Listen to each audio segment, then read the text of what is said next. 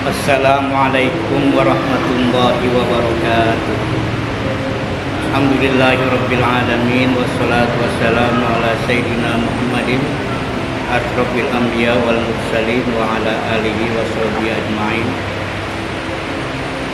Qala Allah ta'ala fi kitabihil karim fa'akshaynahum hum la yubsirun.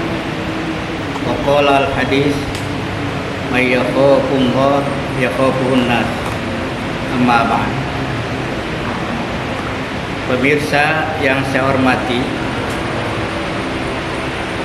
ada pertanyaan dari jamaah. Benarkah almarhum al-maghfurlah Kiai Haji Nural itu bisa ngilang sehingga sulit dicari oleh penjajah Belanda? Benarkah beliau punya ilmu kebal, ilmu sakti, sehingga tidak mempan dibacok, tidak mempan ditembak, dan lain sebagainya? Karena itulah saya berkesempatan untuk menjawab dan meluruskan supaya tidak menyimpang dari akidah yang sebenarnya. Pemirsa yang saya hormati, ada beberapa kejadian yang luar biasa, ya. Pertama yang disebut al-irhas. Al-irhas adalah kejadian yang luar biasa yang dialami oleh para calon nabi, termasuk Nabi Muhammad SAW. Ketika beliau menjalankan perdagangan, ya, milik konglomerat satu-satunya wanita dari Mekah yang bernama Khadijah, dia diperintahkan untuk membawa dagangannya dari Mekah ke Syam. Kemudian Nabi Muhammad ditemani oleh bujangnya Khadijah yang bernama Abang Maisarah, mendampinginya dari Mekah ke Madinah, ke Syam, ke Syria, pulang pergi. Setelah pulang, perjalanan perdagangan itu dari Syam ke Mekah, ditanyalah Maisarah, "Wahai Maisarah, bagaimana keadaan perilaku dan akhlak Nabi Muhammad?" Jawab Maisarah, "Al-Amin, dia orang yang sangat terpercaya." Dan yang kedua, ada kejadian aneh yang dialami oleh beliau dan saya.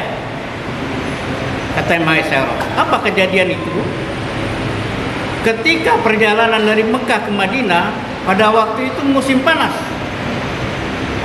Tetapi yang saya alami, kata Maisarah, dari Mekah ke Madinah, pergi dan pulang, itu selalu ditutupi oleh awan, sehingga kami merasa tidak kepanasan, bahkan merasa sejuk, padahal pada musim panas. Itu salah satu contoh kejadian yang luar biasa, al-irhas yang disebut. Yang kedua, kejadian yang luar biasa, amrun khariqun lil ada, adalah mukjizat. Mukjizat adalah suatu kejadian yang luar biasa yang diberikan Allah kepada para nabinya untuk membuktikan bahwa beliau betul-betul seorang nabi. Ya. Misalnya, ya, mukjizat ini diberikan kepada Nabi Ibrahim ketika beliau dibakar di api oleh Raja Namrud, tapi Nabi Ibrahim merasa kedinginan dan sejuk. Bardan wa salaman ala Ibrahim. Dan yang kedua, begitu juga kepada Nabi Musa mukjizatnya. Bagaimana dengan tongkatnya dia mengalahkan ular-ular yang dibikin oleh para penyihir Fir'aun. Begitu juga dengan tongkatnya Nabi Musa dapat membelah Laut Merah. Dengan tongkatnya dibelah menjadi jalan tol, 12 jalan tol. Begitu Fir'aun sampai ke laut, lalu hilang jembatan itu dan sebagainya, akhirnya Fir'aun dan pasukannya tenggelam. Ini yang disebut mukjizat. Yang ketiga, Nabi Isa pernah menghidupkan orang mati, ya, 4000 tahun yang lalu. Tapi dengan mukjizat yang Allah berikan, Nabi Isa mampu menghidupkan orang mati. Dan yang keempat mukjizat adalah mukjizat Nabi Muhammad sallallahu alaihi wasallam, di mana beliau dapat membelah bulan, dapat memberikan makanan yang sedikit dengan jumlah sahabat yang banyak, dapat memberikan minuman yang sedikit dengan jumlah sahabat yang banyak. Itu karena mukjizat. Dan mukjizat ini terbagi dua. Ada mukjizat al-hissiyah, al-mukjizat al-hissiyah, dan al-mukjizat al-ma'nawiyah. Mukjizat al-hissiyah indrawi adalah mukjizat yang berlaku sementara, bisa disaksikan oleh panca indera. Ketika Nabi itu wafat, maka mukjizat hissiyah juga hilang. Seperti tadi Nabi Ibrahim, Nabi Musa, Nabi Isa, dan Nabi Muhammad. Begitu Nabi itu wafat, maka ikut wafat pula, ikut hilang pula mukjizat hissiyah itu. Yang kedua mukjizat ma'nawiyah, mukjizat yang tidak bersifat fisik, tidak bersifat hissiyah. Meskipun Nabi itu sudah wafat, tapi mukjizatnya masih bisa dibuktikan. Dalam konteks Nabi Muhammad, mukjizat ma'nawiyah adalah Al-Quran. Meskipun Nabi kita sudah meninggal, tetapi mukjizat Al-Quran masih bisa dibuktikan. Itu yang kedua.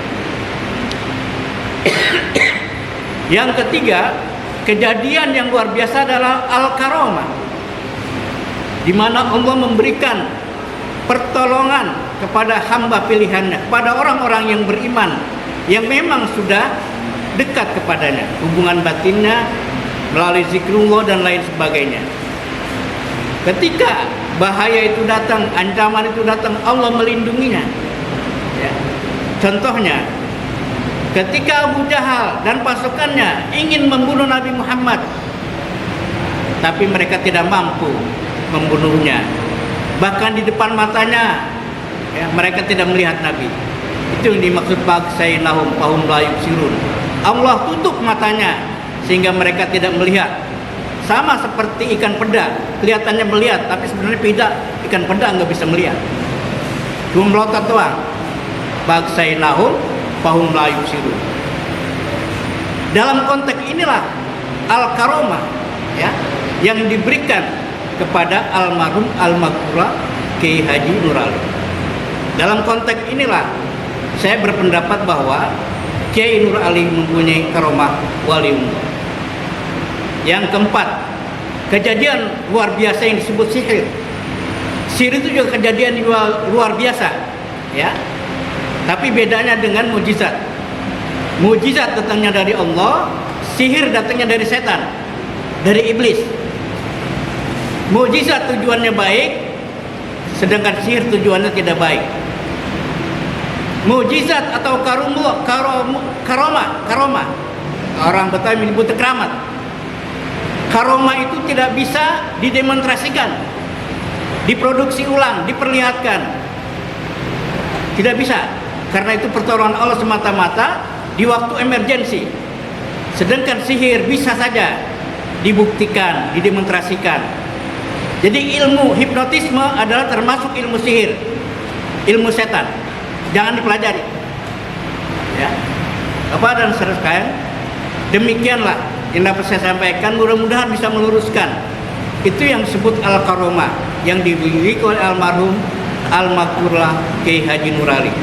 Dari saya cukup sekian. Wassalamualaikum warahmatullahi wabarakatuh.